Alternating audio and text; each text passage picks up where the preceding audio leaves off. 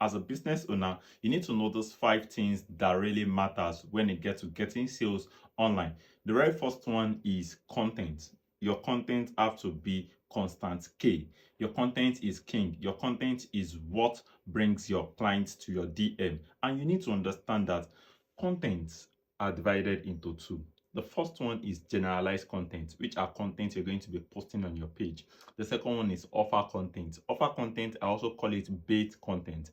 Bait content or offer content is what you're going to be using to attract your audience, is what you're going to be using to sell your products and ensure they buy from you. Now, let's talk about bait content. Bait or offer content must be a content that solves problem, reveals the client's problem, and provide a solutions to them. That means your offer must be able to tell them, oh, this is the problem.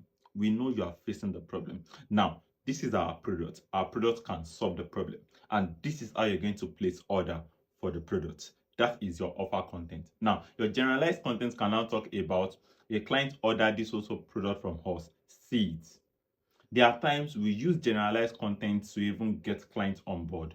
But you must have it in mind that without content being the constant K of your business, you will not generate sales. That's the first thing. Now, since you have generalized content and you have your bait content set, let's now move to ads. When we launch a perfect ad for your business, the very first thing we do for the first 1 to 7 or 10 days is product testing phase. Now, this product testing phase is where we pick both your bait content and your generalized content. Then we send it to Facebook, Instagram, or TikTok to weigh them and help us use those contents to pick the right clients to come and patronize us.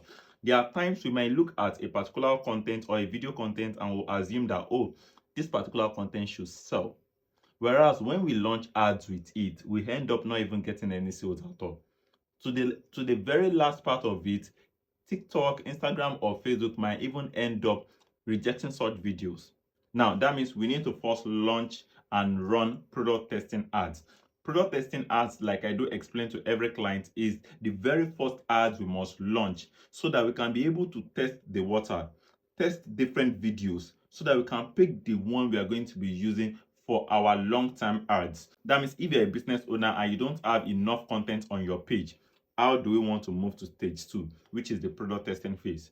That means content first, followed by product testing ads. Now, we've tested your content. We've been able to select the ones that are doing well. What we are going to do now is to shut down the ones that are not doing well. That is what we call the ads monitoring stage. At the ads monitoring stage, the work of an ad expert is not just to sleep. This is the stage whereby we look at the location, whether the location we are targeting makes sense, whether the age ranges we are targeting make sense, whether the audience we are sending our ads to are interested in it or not. Maybe if they like the video content we are using or not, if the caption, if the title, if everything we use in the whole ad setup really makes sense to them or not. That means immediately we move from the product testing stage, we move to ad monitoring and scaling stage. And this is the delicate and the serious stage where we have to send messages to our clients and ask them the leads so far. What are they saying? Are they placing order? Did they show interest in the product? Okay, the last few orders you received, how are they? Is it making sense and all? These are questions we need to ask clients so that we can know what we are doing at the ad monitoring and scaling stage. Now, the sales closing stage. Beyond running ads, we've perfected the product testing, we've moved to ad monitoring and scaling stage. Now, this is sales closing stage. You need to understand that every lead that sent a DM to you in the first place is either they have interest in your product immediately, or they send DM to you so they can save your contacts, then patronize you later, or they send DM to you because your creative enticed them and they are hoping to see more creative before they can patronize you. Or some are not even serious. You need to understand that algorithm can predict people that will buy, but it doesn't mean algorithm knows the bank statement or bank account or the money inside each individual's account. They can only gamble and suggest that, okay, this set of audience will buy. Now, at your sales closing level, what will now determine whether they will buy or not is how you close them, your welcome message. How do you welcome them? How do you do follow-up? Because beyond doing follow-up, there are sequence you need to put in place. If a client should reach out to you now and they did not place order, it doesn't mean they did not have interest in your offer. they still have interest in what you are selling, but they want to look at how you are going to do follow up.